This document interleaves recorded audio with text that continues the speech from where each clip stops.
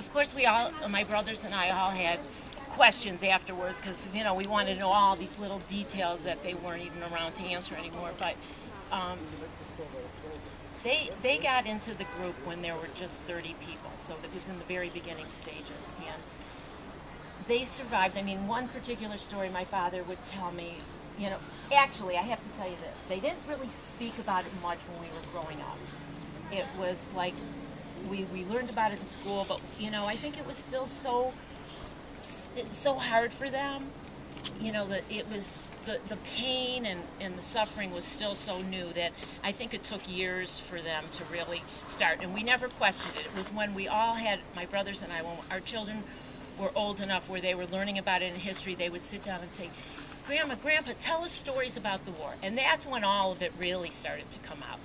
And one story in particular my father told us was how did you, when they said, how did you survive? How did you eat? How they would go out at night when they knew that everybody was basically sleeping, and they would sneak into the city and stand outside the bars where all the Nazis would be drinking.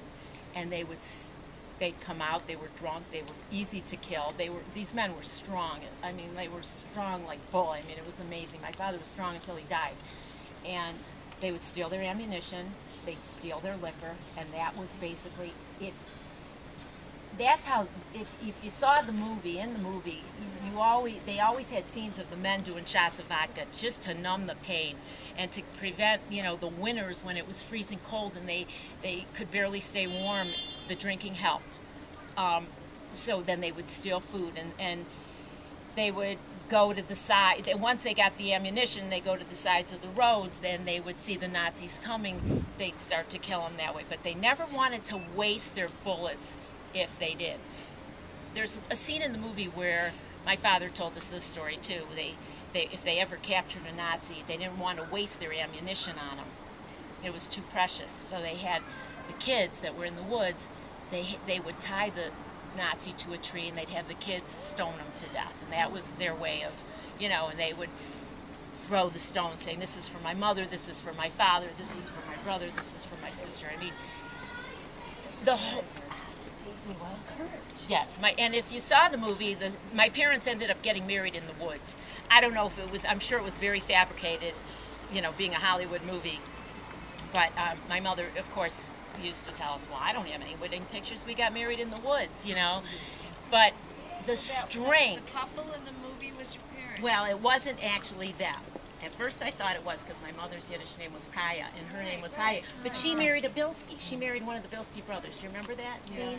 Yeah. So, yeah, but it wasn't her. But I'm assuming they had a similar type of wedding. The will to live and the strength that these people had is so amazing.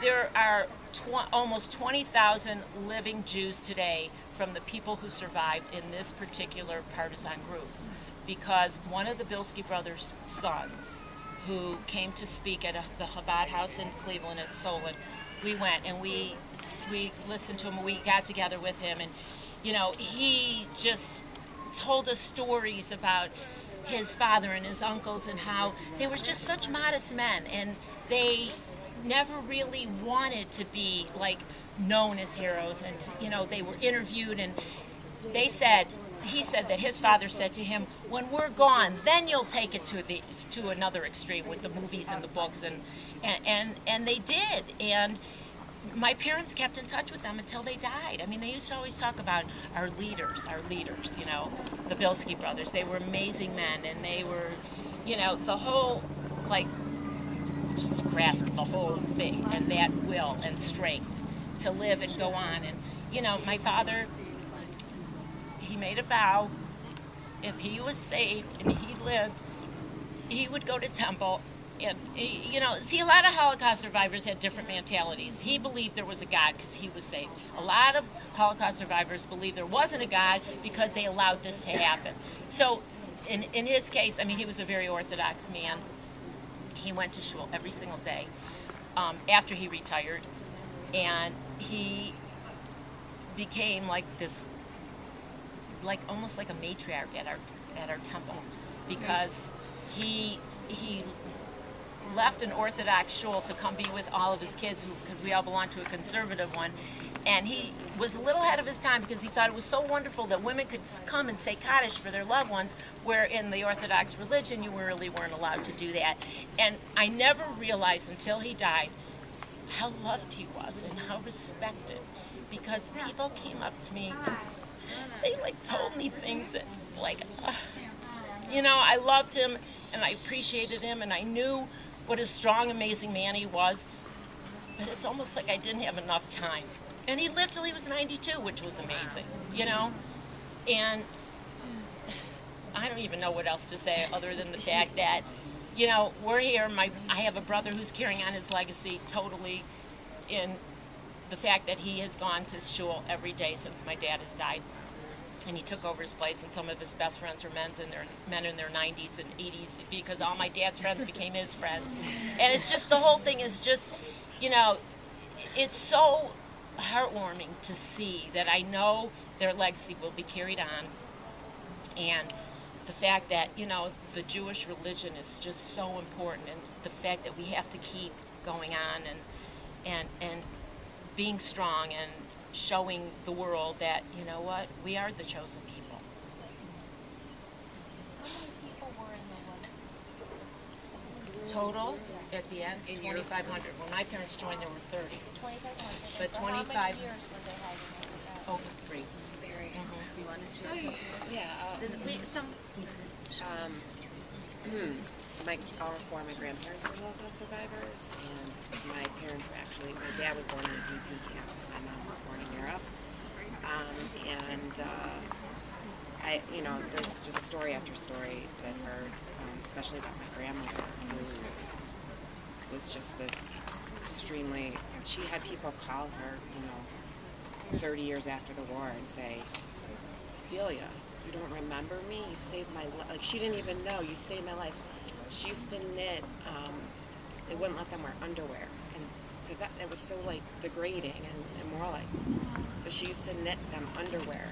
She used to peel the strips from the barracks and make knitting needles out of sticks and knit underwear for all the girls in the barrack.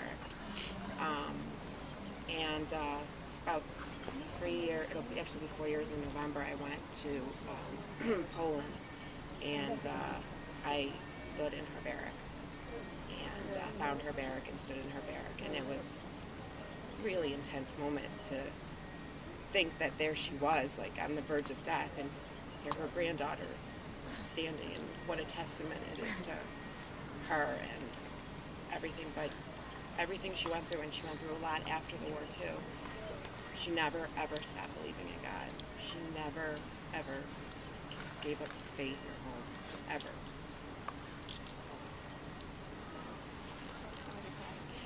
Hey ladies, I'm gonna try to do this. If I have to stop, I will.